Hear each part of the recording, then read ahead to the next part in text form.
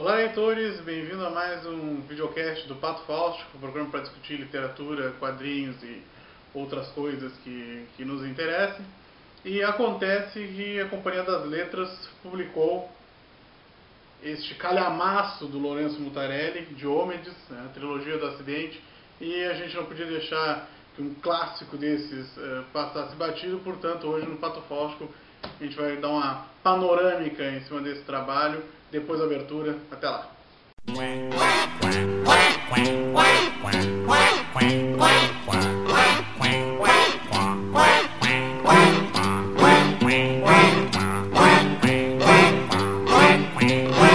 Lá vem o pato, pataqui, patacolar. Lá vem o pato para ver o que há. O Lourenço Mutarelli já esteve no Pato Faustico, no programa que nós falamos sobre textos mais experimentais da literatura atual. Nós falamos do Nada Me Faltará, que é o último romance dele, também publicado pela Companhia das Letras. Em termos de quadrinho, o último trabalho dele na Companhia das Letras é o Quando Meu Pai Se Encontrou com ET, Fazia um Dia Quente. Mas um dos últimos títulos do catálogo dos quadrinhos na CIA do Lourenço é justamente esse, que na realidade é uma compilação dos quadrinhos envolvendo a figura do Diomedes, que é o detetive do Lourenço Mutarelli, e que participa dessa trilogia, que na realidade pode ser considerada também uma tetralogia, porque o último volume é dividido em duas partes, né? Então a gente tem essa trilogia, né, que dividida em quatro partes, digamos assim.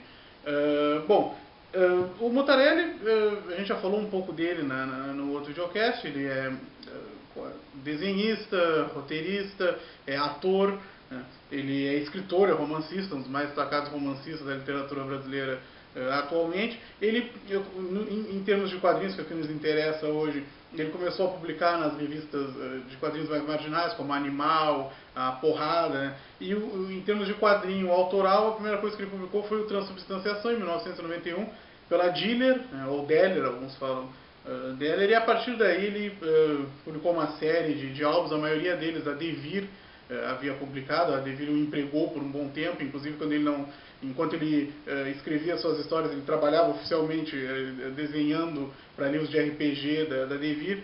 E aí de 1999 a 2002 ele publica pela Devir a história do Diomedes, desde o primeiro volume em 99, e um por ano até encerrar essa grande saga em 2002.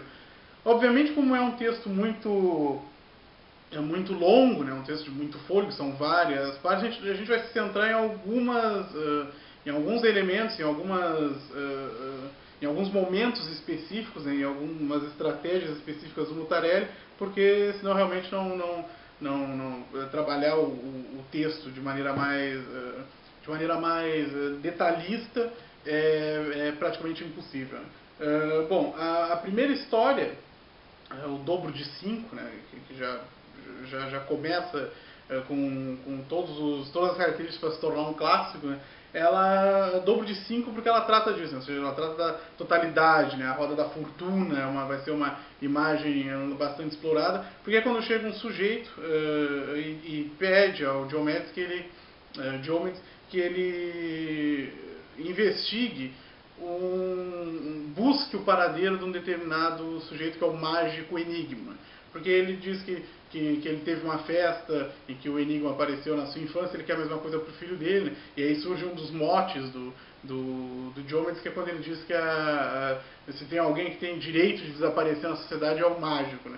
E aí ele sai atrás desse sujeito. Na realidade, esse trajeto da busca do Enigma vai terminar só no último volume, mas é o primeiro mote dessa primeira história, em que, na realidade, os principais elementos, né, as principais características do Mutarelli já podem ser encontradas. Primeiro, o clima noir, né? E a gente já no início tem a figura do olho, né? O olho na porta do Diomedes, que na realidade depois vai servir como olho do próprio sujeito que está pedindo a sua ajuda. E na realidade essa imagem vai ser fundamental na obra do Mutarelli. Já está lá no Transubstanciação, uma das primeiras imagens do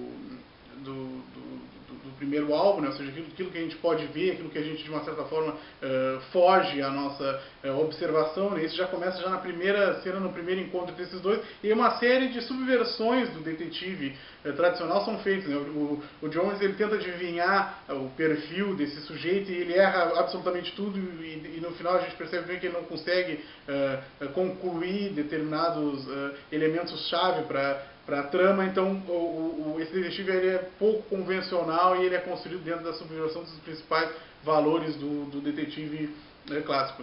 Essa história tem alguns trechos, né, que são os que eu vou falar rapidamente, que são sensacionais. Então tem o trecho do Chupetinho, o palhaço, por exemplo, que fala as coisas mais sérias e às vezes as coisas mais tristes, mais profundas a respeito da existência, da sua situação, e os personagens ao redor não conseguem parar de rir, né? E essa dualidade do mundo, né? Entre aquilo que surge como absurdo e é encarado de uma forma, ou de uma forma normal, ou de uma forma aceitável, né? Vai guiar esses personagens por toda a história, né? Existem algumas passagens, porque o Jones está tendo alguns problemas com a mulher, né? A mulher dele, né, trai ele, nós sabemos, e ele não, né? Nesse primeiro álbum, e tem uma passagem que ele liga para ela apaixonado, e aí o final da cena mostra um grande circo, né? Ou seja, as grandes possibilidades da vida que esse detetive ainda não, de uma certa forma, ainda não consegue abarcar. Ele está de costa, né, falando com a mulher. Essa cena é excepcional. Algumas escolhas do Mutarelli são muito inteligentes. Na página 55, ainda nesse primeiro álbum, ele fala com um sujeito totalmente insano, e os rabichos das falas desse sujeito num quadro entram na cabeça do sujeito, né? Como se saíssem desse fluxo ininterrupto e meio sem lógica, que de uma certa forma depois a gente percebe que também ajuda a desbravar, ajuda a entender uma série de componentes dessa trama. E esse exercício, né, dos balões, da tentativa de significar a partir dos balões, ele está presente em algumas outras partes, como por exemplo a página 62, em que as frases saem do quadro, né, revelando um determinado sujeito está extremamente deslocado, né, que está com problemas de ser compreendido também, e aí essa é a estratégia que o Mutarelli usa para demonstrar isso em termos mais gráficos mesmo, né. Tem uma série de cenas interessantes, como o momento em que a mulher do Jones tenta arrancar o próprio reflexo de uma colher e ela sangra as próprias mãos, enfrentando a própria imagem. Então são cenas substanciais e reveladoras do interior desses personagens e de algumas características, como o conflito da identidade, né? Características de uma certa forma também seguem esse personagem nessa trilogia inteira, né? E esse tratamento da identidade, ele é interessante em alguns níveis, como no título, por exemplo, do texto, porque em algum momento nessa história a gente descobre que 5 no dialeto portenho ou num fardo pode ser policial, né, comissário de polícia, né? E isso, de uma certa forma, o dobro de 5, né, mostra a própria limitação do Diomedes em conseguir abarcar esse complexo de situações que ele está vencendo. Não é à toa que em seguida ele já vai ter uma ajuda muito especial para tentar organizar, né, essa história e resolver essa história. Em alguns momentos o Mutarelli também ele se dá o luxo de ser metalinguístico, né? Então aqui nessa primeira HQ já uma página especial em que ele homenageia o Tintin, e depois a gente vai perceber que isso vai ser fundamental na terceira história. Entre as estratégias que ainda são importantes nesse álbum, eu destaco um momento em que um balão imenso, de uma certa forma, espreme o sujeito no quadro, né, comprime esse sujeito, e a força da linguagem, a força do verbo, né, que algumas histórias do Mutarelli só conseguiu contar depois na literatura, ele é muito importante desde o início da obra do Mutarelli. Desde lá do Transubstanciação existem quadros em que tem um quadro que o sujeito está vendo TV e ouvindo rádio ao mesmo tempo, e aí é um bloco de texto que esmaga o sujeito. Isso aparece aqui também, e tudo isso de uma certa forma também remete justamente o peso das possibilidades, né, do infinito, da roda da fortuna. E lógico, isso vem relacionado com as imagens de sorte, de azar, de mudanças de rumo, que de uma certa forma vai ser fundamentais também no segundo álbum e no desfecho dessa história, né. Ela termina justamente com uma cena que remete ao infinito, uma cena maravilhosa, uma cena genial do Mutarelli, que remete a destinos cruzados e a caminhos que, de uma certa forma, retornam ao ponto de partida. E não é à toa que quando o primeiro personagem chega lá para pedir a sua ajuda na investigação, ele pergunta se pode fumar e o Jones diz: toca fogo nisso aí, e essa frase vai terminar também o álbum, de uma certa forma reforçando essa imagem do infinito, das coisas que estão conectadas. Isso vai ser uma imagem presente em toda a obra, porque a gente vai perceber que a figura de Enigma, por exemplo, que não se resolve aqui, vai voltar lá no terceiro álbum, né? Bom, na segunda parte da trilogia, ele introduz a questão do mitridatismo, que é de ingerir veneno aos poucos para se tornar imune ao veneno. E ele, a partir dessa história, que eu já não vou poder começar a contar muito para não estragar nenhuma surpresa, né? Ele se envolve em uma série de situações, entre elas ele vai atrás do Glauco Matoso, que é um especialista em mitridatismo, e o Glauco Matoso é um poeta real, marginal, um sonetista, brilhante cego, né? Por isso Glauco Matoso, né? Glaucoma, né? Toso, uma homenagem a Gregório de Matos também, porque ele é um satírico de primeira linha, e ele vai atrás desse sujeito. E aqui também a gente tem, mais uma vez, uma série de estratégias brilhantes. Então ele usa fundo musical, então tem uma cena que toca Tom Zé, o defeito de fabricação 14, e essa música é fundamental para que a gente tenha o próprio ritmo do quadro. Em determinado momento ele sinaliza que a música cessou ali. Algumas outras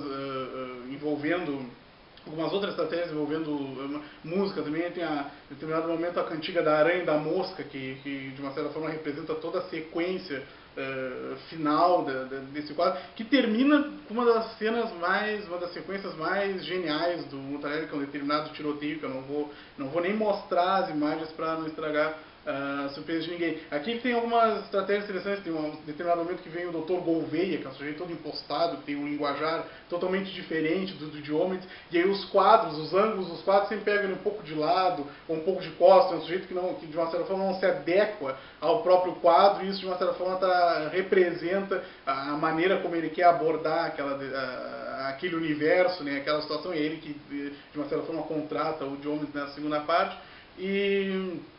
E bom, assim se desenrolam os álbuns até o final. No final é evocada a imagem de Lisboa, né? O Diomedes viaja, e aí de uma certa forma aquele mistério do enigma lá no início se relaciona com um mistério envolvendo a cidade de Lisboa, num feixe excepcional para essa história. Ele é o quadro, a terceira parte da trilogia, ela é a mais verborrágica, ela que tem mais texto, mas ela fecha muito bem, né? Tem uma frase, em um determinado momento do texto, que o personagem diz, né? Eu achava que a magia era a lembrança ou o esquecimento, né?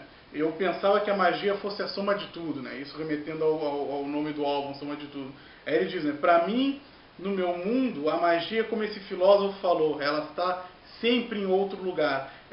Representativo disso é justamente uma cena dessa última parte, que é quando ele vai, né, um festival de banda desenhada, né, como os portugueses chamam os quadrinhos, né, em Amadora, que isso é biográfico, né? O Lourenço Mutarelli foi a esse festival, e aí tem um determinado momento que o Diomedes anda nos estandes do festival, e aí ele é cercado pelos heróis, né, pelos Vingadores, por uma série de heróis famosos que de uma certa forma contrastam essa fantasia com esse ambiente mais ainda um pouco heróico, mas muito mais realista que o Diomedes transita. E o Lourenço Mutarelli vai à extrema potência disso, porque tem um determinado momento que o Diomedes tem que se vestir de Pikachu para conseguir transitar na feira. Então é muito bom. Nessa parte também aparece um tal de Zigmundo Mussarela, que é um grande quadrinista que está na feira, e que na realidade é a imagem do Mutarelli. Ele gosta de fazer isso, né, na sua obra, e aí ajuda a misturar isso tudo, né, essas várias camadas do que o texto dele permite, algumas metalinguísticas, os enigmas, né, a fantasia, o sobrenatural, que de uma certa forma torna-se metalinguístico, né, na maneira que a gente pode explicar a poética da obra pela própria obra, mas também sinaliza para esse fantástico, para esse sobrenatural, que parece que escapam ao coitado de Diomedes a todo momento. Mas no final ele tem uma revelação, ele tem o seu momento de de epifania que vale a pena. Portanto, a trilogia do acidente, essa edição, como é comum nas edições de quadrinhos da Companhia das Letras, uma edição muito boa, muito bem feita, tem um texto lindo do Mutarelli no final, que ele fala do pai, fala como que ele produziu essa saga. Então, se você não leu, vale muito a pena. Lourenço Mutarelli, Diomedes, a trilogia do acidente. Curta lá nossas coisas, se não gostou, pode acabar com a gente, que a gente gosta. Até mais, tchau.